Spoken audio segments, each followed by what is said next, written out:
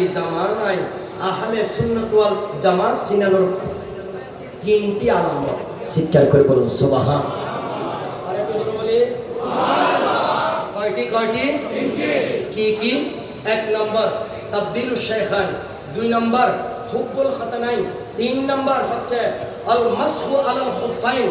এই তিনটি বস্তু ইমাম আযম আবু হানিফা ওনার জামানায় মানুষ দেখে অবস্থার প্রেক্ষিতে বাতিল যত বেশি, বাতিলদের মধ্যে বতুলতা যখন দেখলেন, ওই তিনটি বাতিল পরিচয় করার জন্য আহলে সুন্নাত ওয়াল জামাতের তিনটি পরিচয় তিনি তুলে ধরেছেন।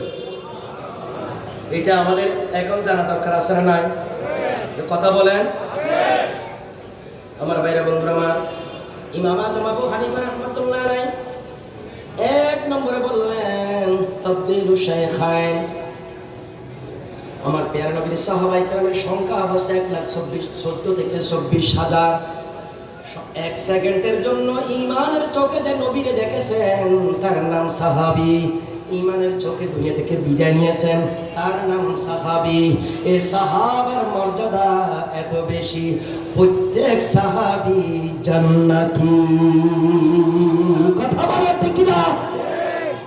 আর যারা ইদানিং বের হলো, আবু জাহাল নাকি হাজী ছিল, আবু লাহাব হাজী ছিল, আবু তালেব হাজী ছিল, আবু জাহাল নাকি তাদের মতো নাকি মুসলমান ছিল।